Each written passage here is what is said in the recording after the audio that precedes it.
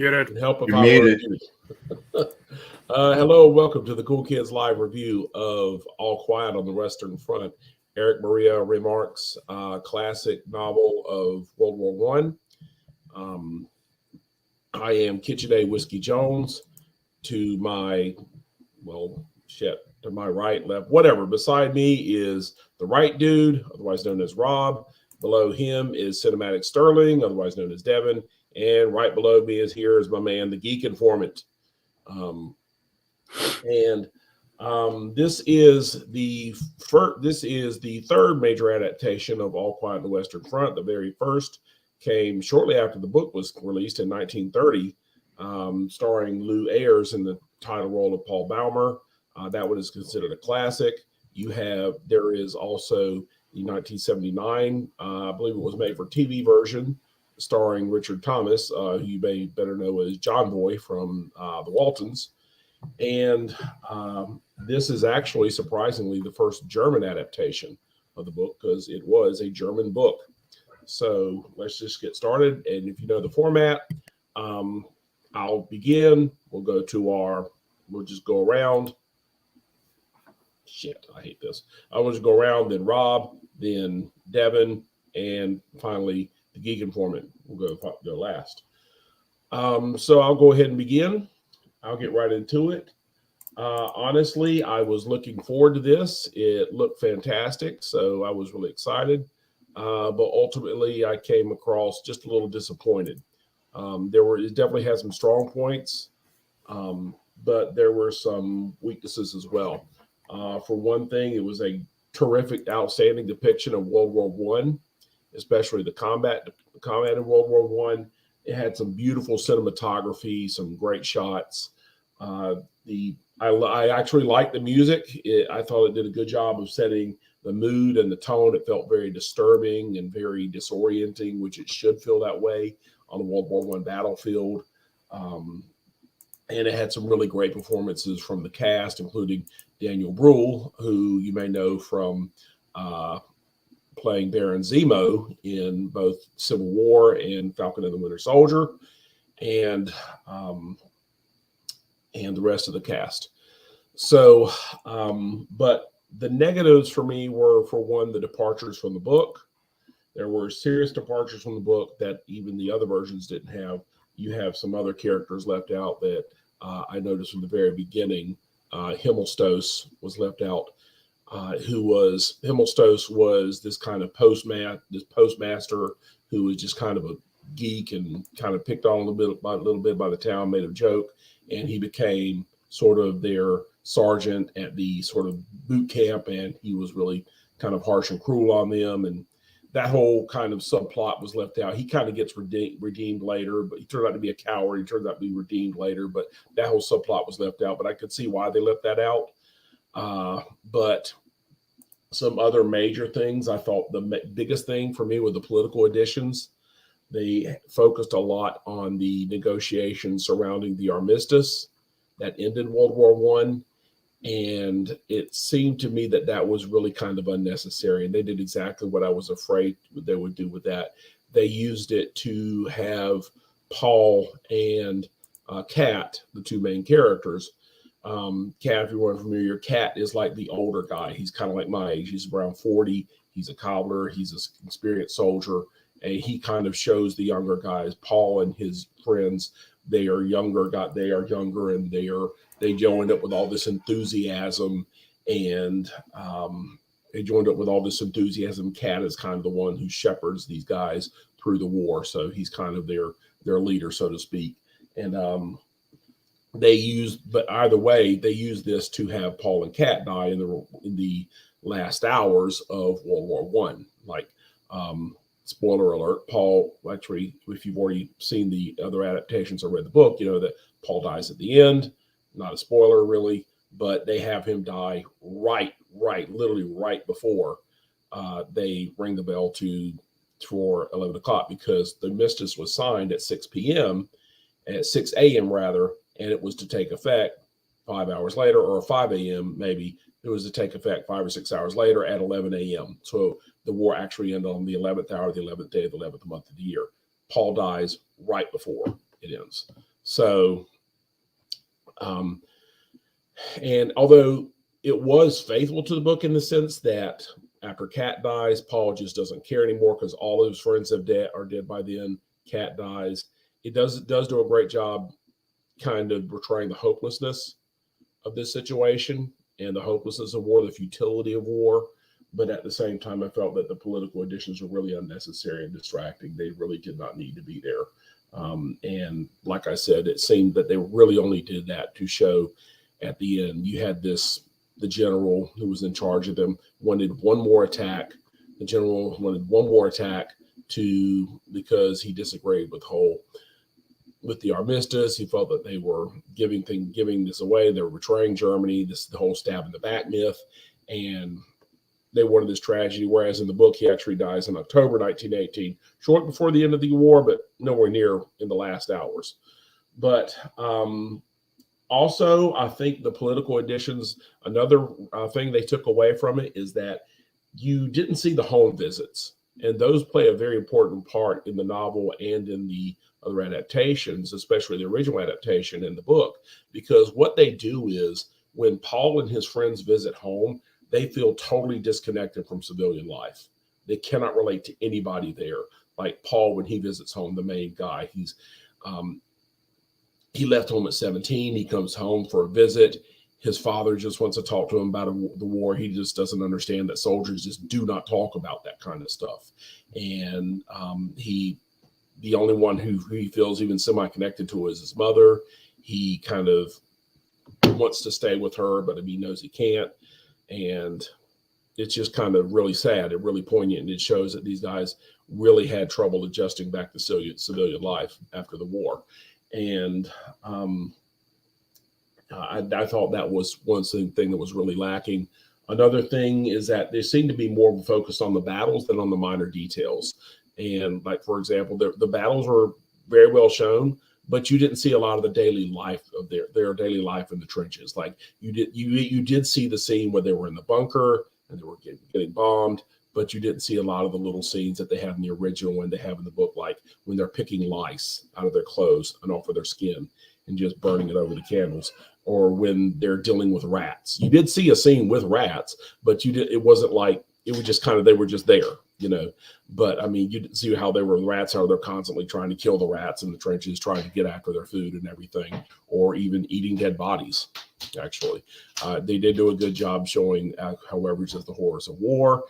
And I thought those little details would have added a bit much, because I mean, especially like things like trench foot, the lice, the rats, those are some of the worst things about the war. But that having been said, it's still a pretty good time. It certainly looks good, sounds good. So at the end of the day, my rating is a 7 out of 10. So a bit disappointed, but either way. Okay. So Rob, you want to go next? Sure, I'll go next. Okay. Well, let me go ahead and get the obvious elephant in the room out of the way. I have not read the book, nor have I seen either of the two movies that came out. So I'm just going to be judging it just as a movie itself. And as someone who has never read the book or seen the other movies, I will say that this movie is really good. I wasn't sure what to expect, but it was certainly a surprise for me. Let me state that this movie is not going to be for everyone. It is very dark, very gritty, and it is a real interpretation of the battlefield in World War I. Many scenes did make me feel very uncomfortable to watch. However, I know that is the intention. These scenes are supposed to make you feel uncomfortable because being in a war is a very scary and real thing. While I thankfully never experienced anything like that, or I've known many family and friends that have described it as the definition of hell on earth. I also thought the performances were solid. Everyone, I'm not going to go down the actors list names because I know I'm going to butcher most of them, but they all do a great job with their roles and their performances, especially the guy who played Paul. The cinematography is wonderful. It matches the tone of the film perfectly. It shows it dark and gritty. like gray filter that just represents the tragedy and horrors of war.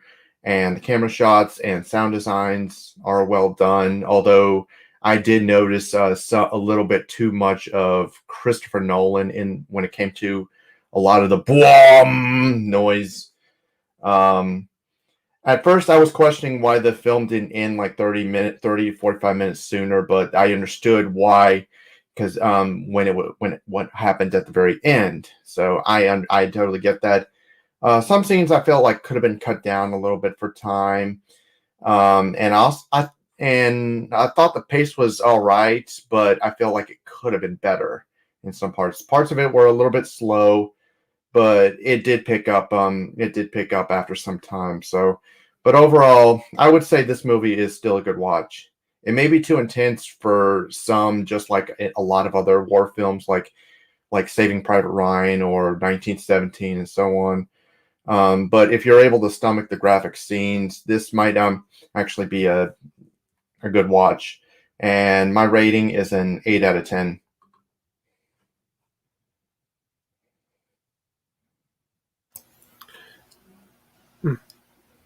All right, so I have not seen the original movies. I have not read the book, and I am not an expert on World War One. When I was in school, my preferred learnings were like World War Two and the Cold War. But with that being said, I definitely like this movie. It does a great job showing the horrors and most disturbing aspects of war, especially during the opening scene, and including the one shot where the one guy is on fire and they decided to put a couple bullets in him. And then he had the one guy who's being dunked into the puddle. Like, what the fuck? And all the dead bodies everywhere. It shows how awful and how disturbing war was. And it does it perfectly. It's extremely well shot, and the actors do a fantastic job with their performances. But the reason why I don't really love this movie are, one, the pacing. It's way too slow. And there were plenty of points in the movie where I was bored and I wasn't really that invested. It could have been cut down a little bit just to make it flow a little better, because I felt like it dragged in a lot of spots. The score, while good, did annoy me at points with the constant wah wah wah wah, because it sounded like the score you'd find in a Christopher Nolan movie or someone trying to mimic Nine Inch Nails. It was distracting, but that's just a nitpick. Like, the pacing is the biggest issue. But despite those issues, I still liked All Quiet on the Western Front, and I think it's worth the watch, and I give it a 7.5.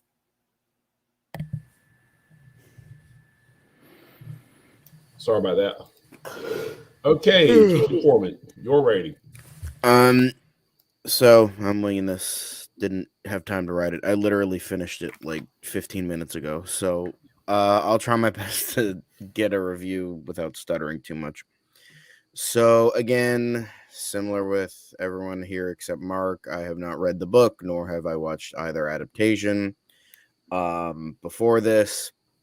So I was going in kind of blind, and I vaguely knew the book and the overall story and the ending. But I didn't really know a ton. But with that, I felt it was still a very well done film. On the technical scale, it's great. Very, very, very great. Very well done. Cinematography, lighting, performances, just sort of everything on a technical aspect was great. The actors all do a really good job. I do admire the fact that I kind of liked how it was all German actors I didn't know. The only two I knew were obviously Daniel Bruhl and I believe his name is Sebastian Hulk, who was in my favorite my favorite TV show of all time, Dark, and as Bixdorf, I think his name was. And he did good for his small role. But yeah, the main guy, Felix Kramer, I think his name is. did a really good job despite only being in one other film outside of this. But he is a stage actor, so I assume he's mainly theater. But he did a really good job in this. I thought all of them did, showing the horrors of war and that kind of thing.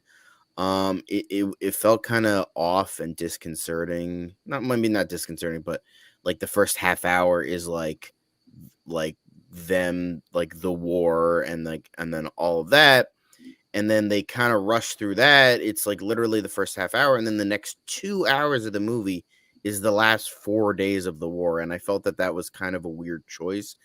Like it feels like they rushed the experiences of the soldiers, and just to give us those last 4 days of showing like how, oh, look how fucked up what happened towards the end of the war and that kind of thing.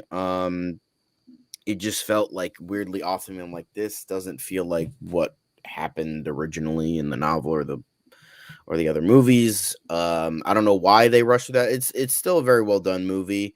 But I feel like we didn't really get to know these characters. We still felt bad for them. We still felt sympathetic for them, mainly Paul, with how just his friends just slowly die throughout the whole movie. But they didn't feel like characters. They almost felt like vessels for the audience to experience the terror of World War One.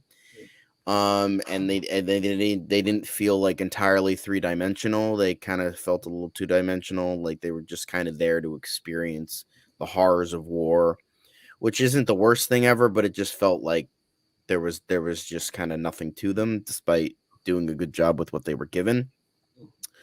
But yeah, pacing was not good. I didn't like the constant interruptions with the armistice negotiations. Even though Daniel Brühl does a very good job with his rather small role, it just felt like that the movie was kind of grinding to a halt to show like the stuff that wasn't even in the fucking book or any other adaptation. So it's like it just felt like kind of weirdly off. I did like the visceralness of it and the brutality of it. But one thing I kind of noticed, maybe Mark, once I'm done with my review, maybe you'll comment on this as well. But like when I think it was the second battle scene and they were going into the trenches and like the guys are like shooting the other guys with like really fucking good accuracy. Yeah. And I'm like, that doesn't seem right. Like they were just mowing these guys down with perfect accuracy. I'm like, those are, I believe, M1 Garands. Is that correct? Like that type of rifle. The U.S. Army used M1 Garand. M1 Garand was actually a pretty accurate rifle, but I mean, they would have used the German. Yeah, they all use that bolt action rifle, though. Is that same type of bolt action? Okay, well, at least I'm not a total idiot with my history. No, you're right. The M1 Garand. I wasn't sure if that was later or not. Yeah. But like they were like really scarily accurate, and that kind of took me out of it a little bit. Yeah. And now I don't know the history to a T. I don't know specifically of what happened in World War One, but everything felt like the time outside of the way too accurate gun accuracy. Yeah. But I don't know. It just felt like a very well done war movie. Maybe not a good adaptation, but if we're kind of like separating it from the book, which I feel like you can do sometimes, I still think it was a very well done film. It does have some flaws with its pacing. The editing was kind of weird at times, and like the foreshadowing to people's deaths was a little bit kind of dumb. Like towards the end of the movie, where Kat and Paul go to the French farmer for the second time to try and get food. It's like, when I'm going home, it's like, okay, we get it. Kat's gonna fucking die. Yeah. Like, all right, come on, let's just get it over with at this point. Yeah. Last half hour, we get it. But I do appreciate that, like, after Kat dies, when someone else mentioned, like, I did appreciate the fact that, like, Paul is just, like, so disillusioned and, like, detached from everything. So when the general announces, oh, yeah, you're doing one more fucking attack for no fucking reason because Germany, he's just like, okay, Yeah, sure. All right. Yeah. I'm probably gonna fucking die, but like Germany, I guess. Yeah, he Fucking welcomes it at this point. cocksucker. Yeah, he doesn't care. Yeah, But yeah, so I kind of appreciate that. But yeah, overall, well done. Very well done despite its issues. And with that, I give it an 8 out of 10. All right. Very good. Very good. Very good. All right. If I'm being honest, the only thing I really knew about when it came to World War One, well, things were obviously like the assassination of Franz Ferdinand, Yeah.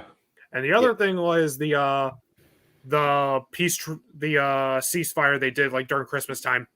Yeah. Yeah, that is true. That's all I really know when it comes that to has World been War I. over exaggerated for Yeah, it was. That was like wholesomeness 1914. Yeah. But I mean, it existed, but it wasn't like some really big, well-known event like It really wasn't. Joyeux Noel has. It was one small stated. part of the line that did that. Yeah, you had one small part of the line. The Christmas truce of that was 1914. 1918 would have been a completely different animal.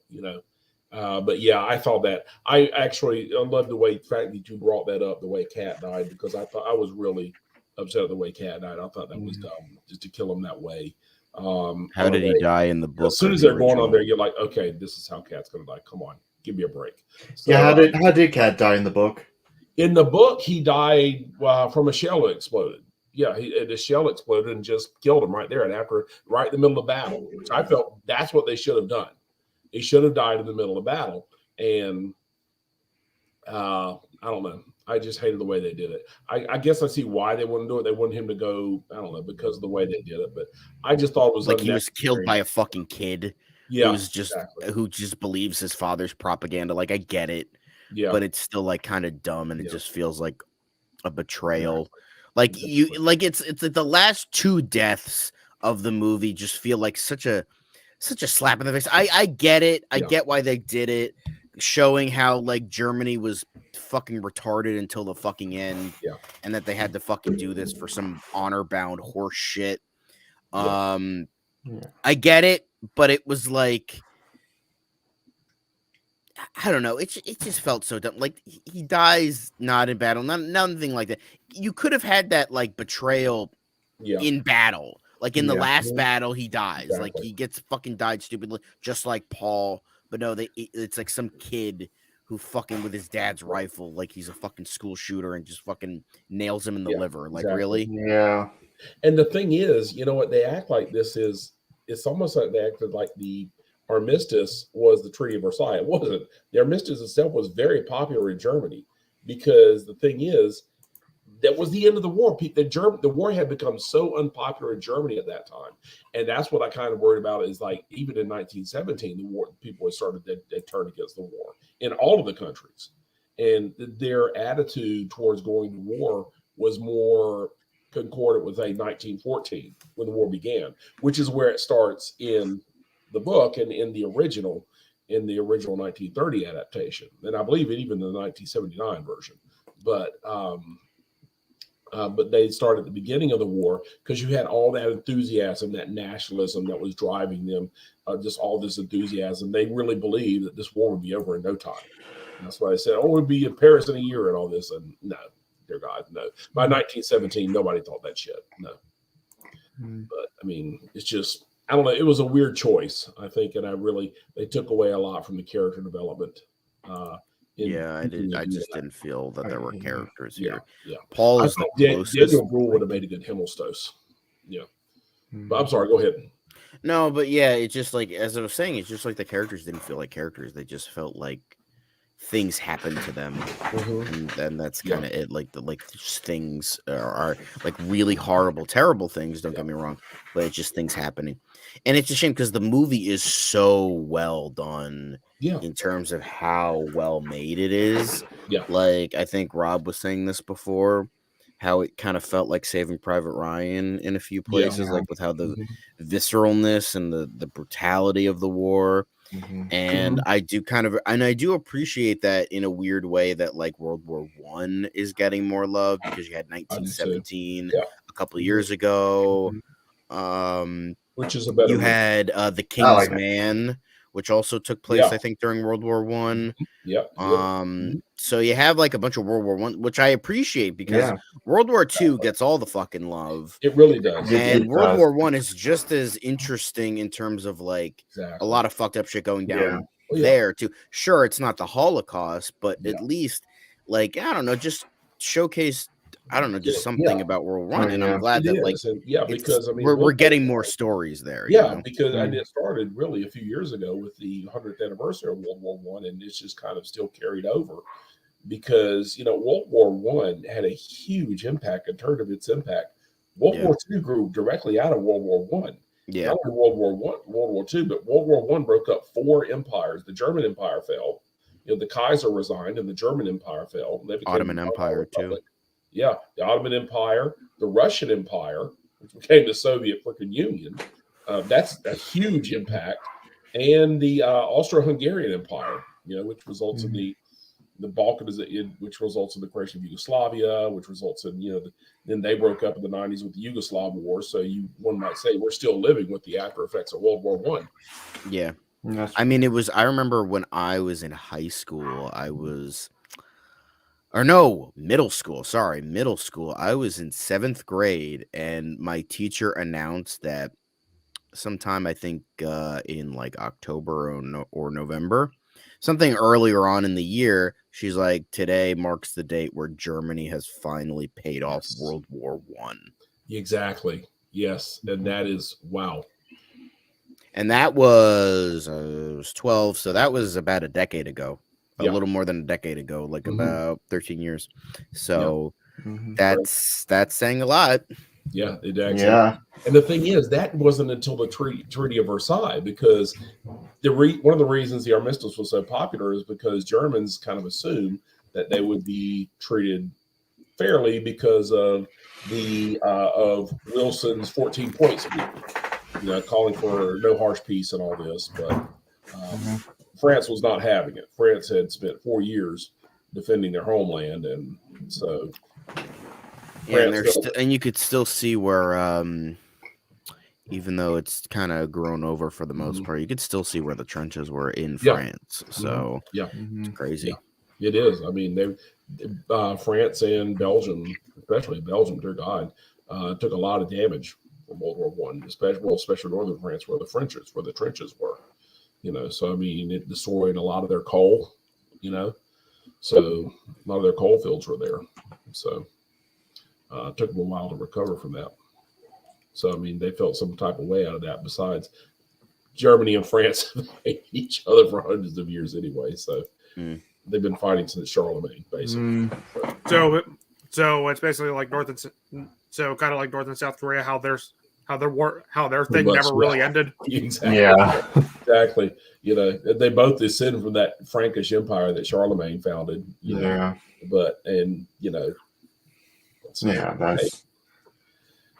you teach about? Do you teach your students about World War One, Mark? Or I do actually. Because the thing is, I taught 7th grade for years, and 7th grade was always modern world history, basically world history since 1600. So, or just modern world history, as I called it. And we always did World War One and World War Two. And I loved doing World War One because World War One was so shocking to Europeans and everybody. The combat, the nature of the violence. This was the first true industrialized war. The war to end all. Yeah. Exactly. You saw a preview of it with kind of the American Civil War. But the weapons are just so much more improved. Because, I mean, with this movie, you have the tank scene, which I assume didn't have to. Yeah, and the flamethrowers. Jesus Christ! Oh my God! The flamethrowers. That was like I said. These scenes were very uncomfortable to watch. Yeah. Seriously, yeah. But I get that's the intent. It's like, one thing that got me is that they seemed almost surprised. Maybe I'm reading it wrong, to see the tanks and the flamethrowers. I'm like, the Germans have flamethrowers. They wouldn't have been that surprised to see them, and they would have seen tanks by then. I mean, the Allies were using tanks before the last days of 1918. I mean, the British started trying to use them in 1916, the Battle of the Somme. They failed there, but by 1918 they had a lot more, and they were using them pretty successfully. So, Mhm. but yeah, it was still a great scene. You know. Oh yeah. I think the scene that actually made me gag was was the scene with all the they're like piling up all the bodies, Oh God, you know, yes. grinding them up. Oh yeah. Oh, that was. Yeah. I will say, Yeah. I will say, it definitely makes sense that they released this in October because it definitely felt like a horror movie half the time. Seriously. Well, Yeah. well, yeah, For real. that's fighting in a war is fucking Yeah. terrifying. It is. It's. Well, it- I mean, Yeah. any war movie can be classified as a fucking horror movie. Seriously, the Yeah. trenches of World War One. Honestly, my definition of hell. My like I said in my review, anyone who has fought on the battlefield Mhm. describes it as hell on earth. Exactly. Yeah, exactly. There's nothing described. There's nothing describing it. There's no words you can use to Exactly. describe it. I mean, and I don't think you can really relate to it unless you've actually been in combat, you know, because I mean, all veterans will tell you Yeah. that, you know, it's like they have Oh yeah. you see two veterans who meet each other, they don't even have to know each other. Boom. They have that instant connection because they've experienced warfare. Yeah. I mean, yeah, or as Ralph Waldo Emerson, I believe, maybe it was Walt Whitman, called it, the unutterable experience of war. So, I mean, What would you say? I have a question. Well, Mark, what would you say out of all the movies that are based on World War One? Which one would you say was the more accurate? Like out of the ones you can think of, the most accurate to like depiction of World War One. You know what? I really love the original All Quiet on the Western Front. Some of the smaller details that were just left out of this. Like one of the first things they do when they get there is they have to go out at night. Cat leads a group out at night, and they have to restring the barbed wire that they have in front of the trenches. They did show the barbed wire; it was just kind of there. But what they didn't show is how the shells would kind of destroy the barbed wire. They had to go out at night and restring the barbed wire, and he had to show them how to, you know, like. And like you heard some shells, and this one guy pissed himself. He's like, "Oh, peed yourself." He's like, "Don't worry about it. Happens to all of us." So I mean, Cat is like just went on, and you know the poor kid, and you know he's teaching them how to survive.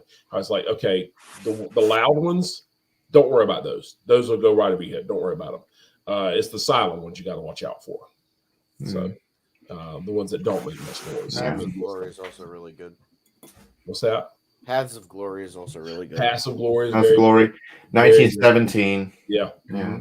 Very good, especially since I love Paths of Glory. How Glory talks about the mutinies. Mutinies. You deal with the mutinies. You got mutinies in 1917 in the French, British, even the Germans to some extent. You know, but it's 1917 was really good. 1917. Yeah, I will admit it's going to be a little weird. Yeah, I will admit I remember seeing 1917 because my dad was just like you, Mark. He was a big history guy. I remember 1917. This is going to be weird for me, but it honestly is a little. I remember seeing that in theaters, and it was actually the last movie I saw in theaters with my dad. So I mean. I'm sorry. Yeah. But because I know how he was a big history guy. Oh yeah. So there's a lot more of a personal connection to that movie for you. Oh yeah. Yes. Because it was the very last. It was a fantastic movie. It's a great movie. Yeah. That's the thing of that movie. It's all one shot. Yeah. Yeah. I was really worried because I was excited for it, but then all these reviewers came out. They're like, it's okay. I'm like, God damn. So I was like, all right, I guess I'll watch it. Let's see. And then I was completely and utterly blown away with how fucking amazing it was. I think it was my favorite of the year that year, or at least top 3, because that was, I don't know what movie they were fucking watching, but 1917 was just amazing. Oh, it is. That was incredible. That was a great movie. One of my favorite war movies, automatically. But I mean, I would Full Metal Jacket's another great war movie. Yeah. Oh god. And Platoon. Amazing. Yeah. Platoon. Yeah. But in terms of World War One, there haven't been a ton, but there have when a World War One movie gets made, like more often than not, it's really good. But like Maybe because there's not a lot of competition like World War II. There's a lot of shit movies and a lot of great movies. Same with Vietnam. You got World War II and Vietnam are the biggest ones. But yeah, World War One is just as intriguing, and I like how it's like. Yeah. There is another World War One movie though that also it doesn't get thought of as a World War One movie, but it is Lawrence of Arabia. Yeah, Yeah. technically. It focuses on a one of the fronts that just don't often get much attention, the Middle East. Yeah, how he led the Arab revolt against the Ottomans. But yeah, and they did use that kind of guerrilla warfare style, attacking trains and shit like that. But supply trains, but yeah, World War One doesn't get a whole lot of attention, but what it does, I really like to see one on the Eastern Front. I think there are films about the Eastern Front because the Eastern Front gets even less attention. Usually, when you see a World War One film or anything about World War One, it's the Western Front. You don't see much about the East, but I mean, the war in the East was just as brutal, So, and another thing I thought it was missing is like when the lieutenant was first leading them to the front. He does the whole drill. All right, gas, put on your gas mask. Well, they put them on. But what you're missing is that in the book and in the original movie, and even the 1979 version, you have this great scene where they are attacked. You show them being attacked by gas. You show them under a mustard gas attack, or chlorine gas attack. So they have to put on their mask. And like in the 1979 version, there's this one great scene where the guy takes off his mask too early. And he takes off his mask too early, and he falls down into the gas would kind of settle into those craters in no man's land, and he falls into one of them, and boom, dies. Yeah, they did show that with the big room of bodies. Yeah. They're like, oh, they took their things off too early. It would have been nice to like see something like that because mustard gas was like, and other types of chemical gases were huge. Yeah. Huge. It was one of the most terrifying things. Yeah. And that was not really showcased as much. Oh, by the way, another fantastic World War I film, Wonder Woman. Oh, yeah. One of the yes. One of the best. Yeah. Seriously, one of the best, definitely. Jesus Christ. Of course. I mean, not exactly accurate. No, but I mean, it's still a hell of a lot of fun. It's still great. Yeah. But I mean, the thing is, mustard gas and poison gas didn't kill as many as people might think, but it was absolutely terrifying. All the soldiers described it as absolutely terrifying. That's why I thought it would have more of a role a little bit because all the things I've learned about like gas, specifically mustard gas, was like just like you couldn't even it got in your clothes and stuff and all that shit. It was like that was like and it's like fucking liquefying your fucking insides and like unable to breathe. You're fucking you can't see and it's just like it's just like this ultimately scary experience. And they didn't really mention that much. We just had that one scene. Oh, put on your gas mask, and then that was it. Exactly that, and they walk on the guys who've been gassed. It would have been really nice to see because I mean that's a terrifying thing. That sense of, I mean, it was one of the most terrifying things in the war. Even though it didn't kill as many, because I mean they rapidly adapted to it with the gas mask, but still, like what you said with mustard gas would burn not only your lungs if you breathe it in, it could burn your eyes, your skin. Yeah. So. Yeah, you also have. I'm just looking at World War I movies. The Wings, the first ever. There's Flyboys. It's not a great movie, but it is a pretty good World War I. I know there's some about the first ever Academy Award winner. Wings was apparently really good. I tried to watch it one time, but like something was wrong with the file and it wouldn't play properly for some reason. But yeah, I'm just kind of going through them, and there is a lot. Don't get me wrong. Mm-hmm. But it's like comparatively, like stuff like World War II, that's endless. And World War II, Vietnam. That gets a lot more attention because a lot of people are more knowledgeable about that. Yeah. Than say World War I. Because it seems like it's because both wars happened like less than 100 years ago. Yeah, I get so. Yeah. Mm-hmm. Yeah, well, a little over 100 years ago, but now still, I mean, you've had several about the combat, aerial combat in World War One. There's Flyboys, Aces High, 1976. I mean, it's amazing how many happened. Like, if you look at from 1970, ironically, the first ever World War One film by Cecil B. DeMille, and going from that to the 30s. Yep. It's just at least one a year almost. There was 5 a year in terms of World War One. And then it kind of petered out. And then once 1940 hit, it was barely one a year. And because it was then all about World War II. So, and even then it doesn't even count all the stuff that's not about the warfare. It lists that J.R.R. Tolkien biopic where it's technically it has the war in it, but not as showcased. And I think just I don't know, just I just find it to be interesting as well. There's another big one we forgot about, Warhorse. Yes, Warhorse. That was very well done. Yes. I've not seen that. I saw the play. I've heard of it. I haven't seen it. So. I haven't seen part of it. I haven't seen all of it, but I haven't. But the part I've seen is really good. So I'm gonna have to watch the rest someday. But so there are. Jouet Noel was another one that I mentioned. Legend of Bagger Vance. Yeah, that one.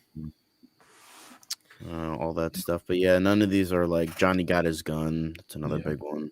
Oh, Johnny Got His Gun. That movie hurts. Oh, Jesus Christ. Yeah, Johnny Got His Gun. Yeah. Oh, yeah. Oh, man, that movie's depressing as hell. Yeah, Jesus. Farewell to Arms, East of Eden. Farewell to Arms, yeah. Farewell to Arms, yeah, that's a good one. Yeah. African Queen, Yankee Doodle Dandy, technically. But yeah, not a ton, but still good. Whenever there's a good one, it's good. And Johnny Got His Gun give us one of the greatest metal songs of all time, one by Metallica. Yep. Yeah, that's true. That is true. Yep. I was thinking the same thing. Yeah. One by Metallica. Yep. SOS, God help me. By the way, you were saying about that the German. It was a Mauser. The Gewehr 98 was the rifle they used. Okay. Yeah, it was bolt action rifle. Range of 500 meters. So yeah. They were a lot more accurate. They weren't smoothbores anymore by the end time.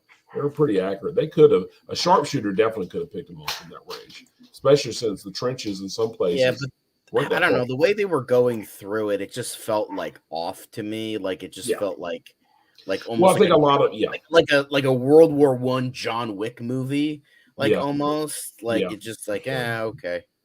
Although I think a lot of them were taken down by the machine guns more than anything. So at least the ones who were charging.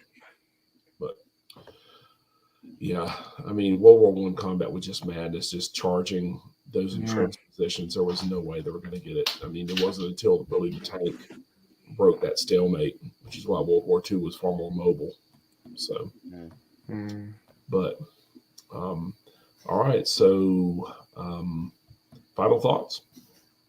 It's a good movie. Definitely give it a watch. Yeah, give it a watch. It's on Netflix. Some extra time, I'd say, give it a watch because it's very well done. It's just if you're expecting history driven and more like the book, you're probably going to be disappointed. But if you haven't read it, you'll probably enjoy it like us. It just watch out for the slowness.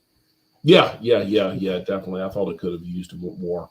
They could have divided up the battle scenes a bit better, So, I wanted to show Rome's rating. Even our buddy Rome couldn't be here because it's his birthday weekend, but he gave it an 8.5 out of 10.